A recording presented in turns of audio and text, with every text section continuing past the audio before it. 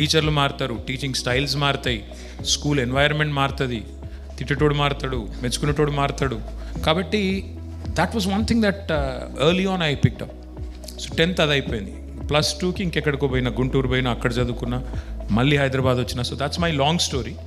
But to keep it short, yes, it was challenging missing him, being around. But my mom was there, of course. She was there full time. She was taking care of all of us and she was making sure that we got what we needed. So we did okay, I think. So, ఒకటి one thing that I have observed at least in my college days, or probably the narrative is changing now, ఏంటంటే 10th అయిపోయిన తర్వాత, inter అయిపోయిన తర్వాత only 2 things for us to do: engineering, doctor, కుదిరితే ఎవరన్నా ఒక lawyer. But you, back in that era, you picked microbiology. నేను pick చేసుకోలేదు, చెప్తే ఇక్కడ నవ్వుతారేమో మీరు. కానీ ఇక్కడ చిన్న స్టోరీ ఉంది, ఇది చెప్తే ఇప్పుడు ఎంతమంది అని తిడతారో. కానీ ఏమైందంటే, నాకు I hated math. I hated అంటే ఇక చెప్పలేను, అంత హేటెడ్ అనమాట మ్యాథ్ అంటే. సో ఎప్పుడు 10th అయిపోతుందా, ఎప్పుడు పాస్ అయ్యి బయటపడతామా, జీవితంలో మ్యాథ్ అనేది చూడదు. ఎందుకంటే నాకు ఒకటి అర్థం కాకపోతుంది, ఈరోజు కూడా అర్థమవుతలేదు. వాళ్ళు నేర్పిన ఆ కాస్ తీటాలు, సైన్ తీటాలు నిజంగా ఎవరికి అవసరం పడ్డాయి? నాకు ఇప్పటివరకు 50 ఏళ్ళకి వచ్చిన నేను ఎక్కడ అవసరం పడలే. నాకు పైథాగరస్ థియరం నాకు ఎక్కడ అవసరం పడలే. మరి ఎందుకు నేర్పించిండ్రు, ఎందుకు సావగొట్టిండ్రు, ఎందుకు నన్ను అప్పుడు సతాయించిండ్రు, ఇప్పటికి కూడా అర్థమవుతలేదు. So my only purpose in life back then when I was in 9th and 10th was, ఇది జల్దీ కంప్లీట్ చేసుకొని, అంత ఫాస్ట్గా అయితే అంత ఫాస్ట్గా కంప్లీట్ చేసుకొని నేను మ్యాథ్స్ నుంచి తప్పించుకోవాలని ఎజెండాతో పోతుంటే ఈ ఫ్రెండ్స్ ఉంటారు కదా. అయితే నేను అక్కడ గ్రామర్ స్కూల్లో చదువుకున్నా 8th, 9th, 10th ఇక్కడ Saint జార్జెస్ grammar school in habits. So ఎంత సింగిల్ మైండెడ్ ఫోకస్ ఉండే అంటే, మళ్ళీ మా ఫాదర్కి మదర్కి ఐడియాస్ వస్తాయి, మళ్ళీ మనం ఎంపీసీఓ బైపీసీఓ అంటారు అని చెప్పి నేను ఆయనతో పోయి అక్కడ కోటీలో హ్యాబిట్స్లో రోడ్ల మీద పుస్తకాలు అమ్ముతారు, సెకండ్ హ్యాండ్ బుక్స్ అమ్ముతారు. పోయి economics, commerce, civics, history 4-5 books పట్టుకొచ్చి మా ఇంట్లో మా ఫాదర్ కూర్చుని టేబుల్ మీద పెట్టినా. Positioning, strategic. So he came, he saw, he's like, what is this? I said, I'm very interested in liberal arts. అప్పుడు లిబరల్ ఆర్ట్స్ అనపోతుండే, ఏమంటున్నదని సిఈసి, హెచ్ఈసి. హెచ్ఈసి అంటే ఆయన అన్నారు, ఎందుకు అన్నారు. ఎందుకంటే నాకు చాలా ఇష్టం అన్న, మనం చెప్పలేం కదా మ్యాథ్ రాదు అని. సో ఈ సైడ్ ఓకే నీ ఇష్టం రా అన్నారు. అన్నాక ఓకే మంచిగా లిబరల్గా ఆయనది ఏముండే అంటే కాన్సెప్ట్, నువ్వు సివిల్ సర్వెంట్ కావాలి, యూపీఎస్సీ రాయాలి, ఐఏఎస్ ఆఫీసర్ కావాలి అనేది ఆయనకు ఒక ఖ్వాయిష్. సో నో ప్రాబ్లం డాడీ, చేస్తా అని చెప్పిన. మనకు అప్పుడు తెలియదు కూడా తెలియదు, ఆ నిమిషానికి ఆ రోజుకి చెప్పేస్తే ఆ రోజుకి ఇంకా మళ్ళీ సతాయించారని చెప్పిన. తమాషా ఏమైందంటే, ఈ లోపల ఇక్కడ అప్లై చేసిన ఒక 4-5 కాలేజీలలో మా ఫ్రెండ్స్ అందరు అప్లై చేస్తుండే. ఇక్కడ సంజీవ్ రెడ్డి నగర్లో ఉంటుండే అప్పుడు కాలేజీలని, దాని పేరేంది, సిద్ధార్థ అని ఒకటి ఉంటుండే, గౌతమి అని ఒకటి ఉంటుండే, రకరకాలు ఉంటుండే. ఇప్పుడు పోయినాయో కానీ. సో వచ్చినాయి, అందులో సీట్లు వచ్చినాయి. 10th మార్కులు డీసెంట్గా వచ్చినాయి, అందులో సీట్ వచ్చింది. పోయి జాయిన్ అయిటోనే. ఈ లోపల నాకు ఒక ఫ్రెండ్ ఉన్నాడు, యూజ్లెస్ ఫెలో. వాడు కళ్యాణ్ అని, ఇప్పుడు మొత్తం పేరు చెప్తే బాగుండదు కానీ వాడి పేరు కళ్యాణ్. వాడు విజ్ఞాన్ కాలేజ్లో పోయి జాయిన్ అయ్యింది. వాడు జాయిన్ అయ్యి వానికి ఏదో ఆస్తమానం, వీడు కాదు ఇలా లేడు వాడు, ఆస్తమానం కీస్తమానం ఏదో ఉండేవానికి. సో వాడు వచ్చిండు. నేను అప్పటికి ఇక్కడ ఇంకా జాయిన్ అయ్యి నేను కూడా ఫీజు కట్టినా, ఇంకా కాలేజ్ పోలే. వాడు వచ్చినాక వాడు ఏదో బిల్డప్ ఇచ్చిండు నాకు, అరే ఇక్కడ ఏముంటావు రా, అంత మంచిగా ఉంది, హాస్టల్ ఉంది, అంత ఫన్ ఉంది, అట్లా ఇట్లా అన్నాడు. నేను అనవసరంగా టెంప్ట్ అయ్యి నేను అవునారు అంత బాగుంది అంటే, చాలా బాగుంది, అసలు బి లాట్ ఆఫ్ ఫన్, మంచి all boys we can go out, ఇది అది 15 రోజులకు ఒకసారి, 15 రోజులు అనలేవాడు, వారం రోజులకు ఒకసారి సినిమాలు చూడొచ్చు, ఆ టైప్లో స్టోరీ చెప్పిండు.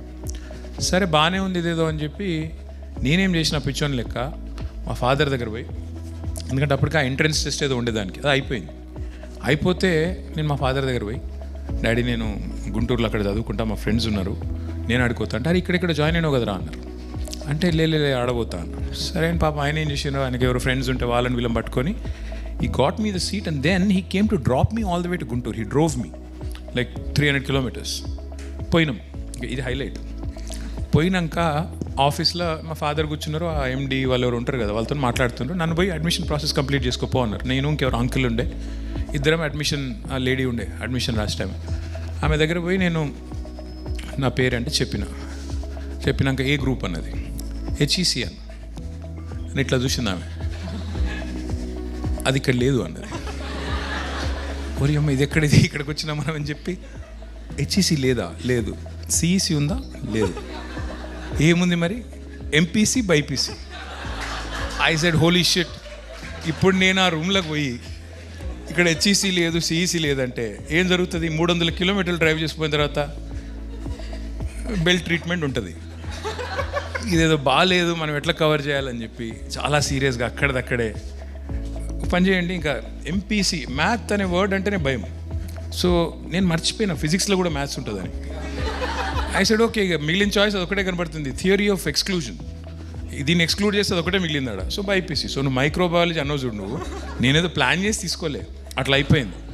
అయిపోయినాక ఇంటర్లో ఇక ఆడపోయినాక ఏముంటుంది, విజ్ఞాన్ కాలేజ్ అంటే ఏంటంటే, విజ్ఞానంలో ఎవరైనా ఉన్నారా ఇలా పొరపాటున? అచ్చా ఉన్నారు, ఒక్క అమ్మాయి ఉంది. హలో అమ్మా, నేను మీ సూపర్ సూపర్ సూపర్ సీనియర్ని. Thank you. సో కూర్చో తల్లి. విజ్ఞానంలో ఏముంటుందంటే ఆల్ రెసిడెన్షియల్ కాలేజీలలో ఫుల్ బట్టి కొట్టిస్తారు, పొద్దున 4కి లేపుతారు. ఇక అప్పటికి నాకు ఇక్కడ హైదరాబాద్లో దెబ్బలు తిన్న అలవాటు లేదు టీచర్లతో. ఆడ పోయినాక ఏమైందంటే, అప్పటి నేను పోడు లేట్ పోయినా, రైట్.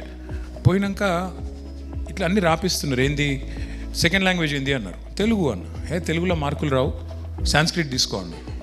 సరే ఓకే, మీరు చెప్తున్నారు కదా రాసుకోండి, దానిలో ఉంది. రాసేసాను. అప్పటికే కాలేజ్ స్టార్ట్ అయ్యి 15 days అయింది. నేను పోగానే తెల్లారి టెస్ట్ పెట్టిండ్రు.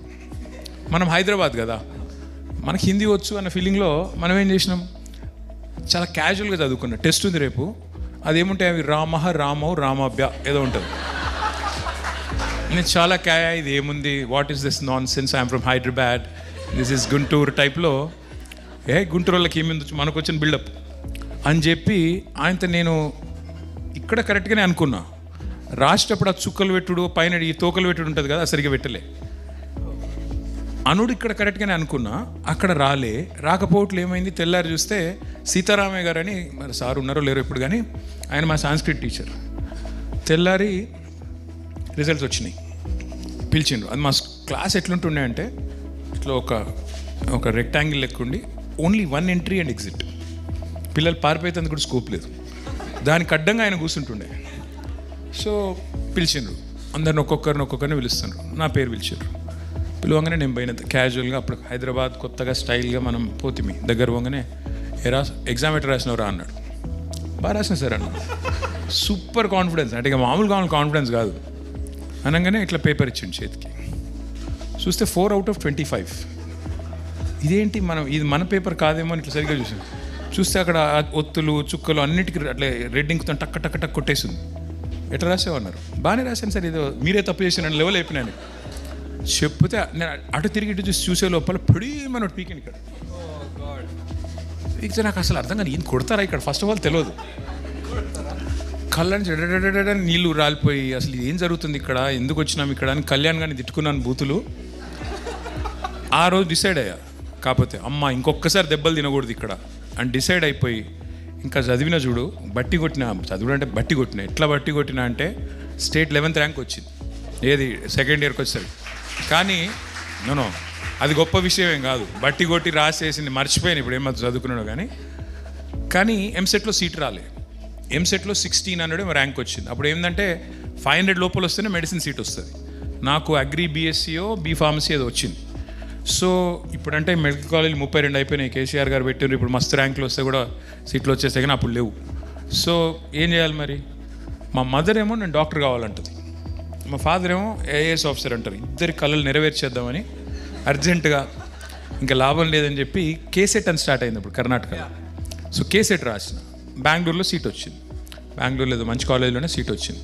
సో నేను ఫుల్ చాలా సంతోషంగా, అది ఆ టైంలోనే సంతోషంగా మా డాడీ దగ్గరికి వచ్చి, డాడీ నాకు సీట్ వచ్చింది బెంగళూరులో, మమ్మీ చెప్తుంది డాక్టర్ కమ్మంటుంది.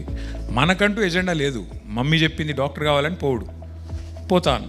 యూనో వాట్ ఈ సెట్, నీకు తెలుసారా డాక్టర్ సెటిల్ అయితే ఎంత టైం పడుతుందో అన్నారు. అంటే ఎంత టైం పడుతుంది అన్న, నీకు 32 ఏళ్ళు వచ్చేదాకా చదువుతూనే ఉండాలి అన్నారు. అవునా అంటే అవును, 32 years వచ్చేదాకా చదవాలి నువ్వు. ఫస్ట్ ఎంబీబీఎస్ చేయాలి, తర్వాత ఎండీ చేయాలి, తర్వాత సూపర్ స్పెషలైజేషన్, తర్వాత ఇది అది.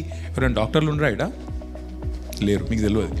సో అప్పటిదాకా ఉంటుంది, మళ్ళీ జీవితం అంతా ఎవడు అర్ధరాత్రి ఫోన్ చేసినా ఉరకాలను నీ ఇష్టం అన్నారు.